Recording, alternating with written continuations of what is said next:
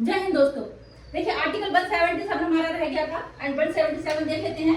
ठीक है, हम पढ़ रहे हैं संविधान का भाग 6 राज्य। ठीक है, जिसमें हमने अभी दो आर्टिकल पर डिस्कस किया था, आर्टिकल 175 एंड 176। 177 आर्टिकल एक और देख लेते हैं हम। ठीक है, देखिए सदनों के बारे में मंत्रियों और महाधिवक्ता के अधिकार दिए गए हैं। मतलब क्या है, देखिए सदन के बारे में मंत्रियों और महाधिवक्ता के अधिकार। देखिए अगर कोई कानूनी मामला है जिस पर महाधिवक्ता की राय चाहिए, एडवोकेट जनरल की राय चाहिए, तो उनको उनकी बैठकों में भाग लेना पड़ता है। किसकी बैठकों में? राज्य विधानसभा विधान परिषद की बैठकों में उनके अध्यक्ष बुला सकते हैं। ठीक है, राय लेने के लिए कार्रवाई में भाग लेते हैं।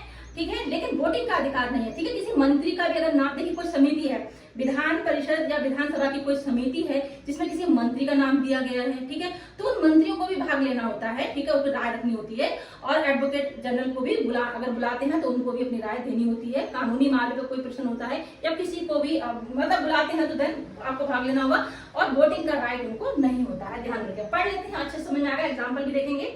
देखिए पहले हम एग्जाम्पल से स्टार्ट करते हैं, चीजें बहुत अच्छे समझ में आएंगी। देखिए माना मध्य प्रदेश विधानसभा में एक नया कानून पेश किया गया है और उस पर कानूनी सलाह की जरूरत है। ठीक है, माना मध्य प्रदेश विधानसभा में एक कानून पेश किया गया है, विधानसभा में एक कानून पेश किया गया है जिस पर कानूनी सलाह की जरूरत है। तो फिर क्या होगा, विधानसभा अध्यक्ष जो है राज्य के महाधिवक्ता को बुलाते हैं कि वह सभा में आकर अपनी राय दे। ठीक है, राय लेने के लिए उनको बुलाते हैं।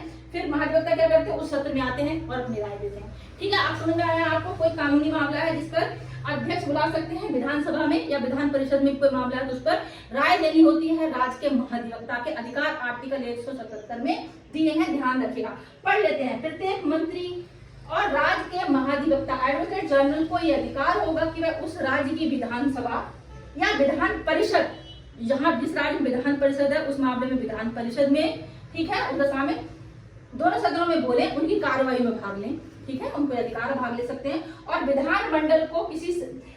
विधानमंडल की किसी समिति में जिसमें उसका नाम सदस्य के रूप में दिया गया है, चाहे वो सदस्य कोई मंत्री हो या फिर ये एडवोकेट जनरल हो, तो उनको पेश होना होगा, वहां पे कार्रवाई में भाग लेना होगा, अपनी सलाह देनी होगी, लेकिन वोटिंग का उनको राइट नहीं होता, मतदान का अधिकार नहीं होता है। ठीक है, भाग लें और बोले लेकिन मतदान का अधिकार नहीं। बस जस्ट सिंपल सा है आर्टिकल 177, नहीं बोलेंगे आई थिंक, है ना।